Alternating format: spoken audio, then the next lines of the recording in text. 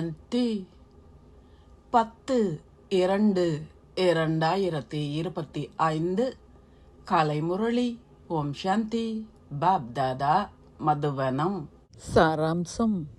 இனிய குழந்தைகளே, தந்தையிடம் இருந்து பெற்றுக்கொள்ளும் பிரிவினையற்ற வழிகாட்டல்களை பின்பற்றி கலியுக மனிதர்களை சத்தியயுக தேவர்கள் ஆக்கும் மேன்மையான பணியை செய்யுங்கள். கேள்வி: மனிதர்கள் சந்தோஷமற்றவர்கள் ஆகியதற்கான பிரதான காரணம் என்ன? பதில்: இராவணன் அனைவரையும் சபித்துள்ளான். இதனாலேயே அனைவரும் சந்தோஷமற்று இருக்கின்றனர். தந்தை உங்களுக்கு உங்கள் ஆஸ்தியை கொடுக்கின்றார்.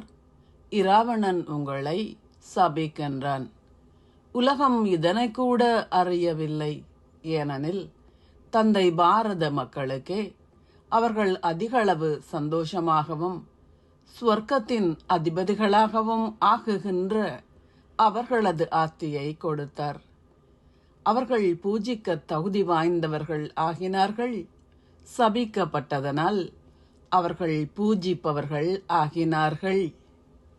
ஓம் சாந்தி. தாரணைக்கான சாராம்சம். 1. வெற்றி மாலையில் கோர்க்கப்படுவதற்கு தந்தையின் உதவியாளர்களாகி சேவை செய்யுங்கள். ஒரே ஒரு அன்பிற்கினியவரிடம் உண்மையான அன்பை கொண்டிருங்கள். ஒருவரை மட்டுமே நினைவு செய்யுங்கள். 2.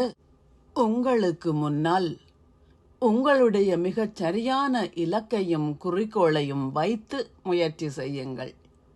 இரட்டை அகிம்சாவாதிகளாகி மனிதர்களை தேவர்களாக மாற்றுகின்ற மேன்மையான பணியை தொடர்ந்து செய்யுங்கள். ஆசீர்வாதம்.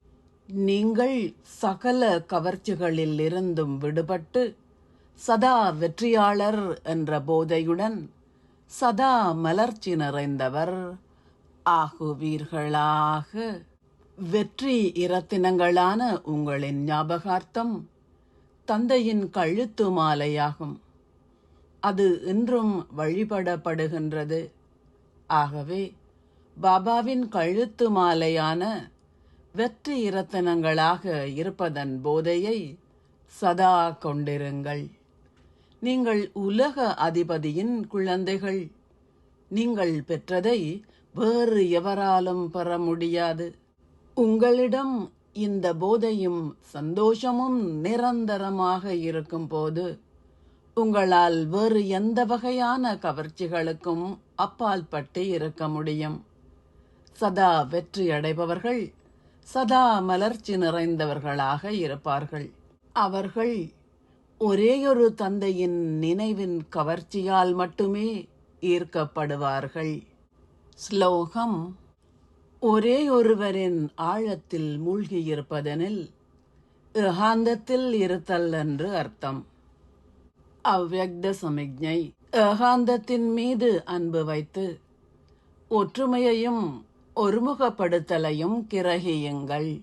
இப்போது நீங்கள் எல்லோரும் ஒருவர் மற்றவரின் தைரியத்தை அதிகரித்து காலத்தை நெருக்கமாக கொண்டு வருபவர்களாக உங்களை கருதி நிச்சயமாக ஆத்மாக்கள் எல்லோருக்கும் முக்தி அளிக்க வேண்டும்.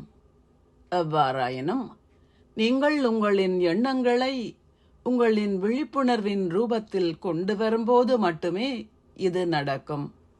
எங்கு ஒற்றுமையும் திட சங்கற்பமும் இருக்கின்றதோ அங்கே அசாத்தியமும் சாத்தியமாகும். ஓம் சாந்தி. நன்றிகள் பாபா. ராஜா.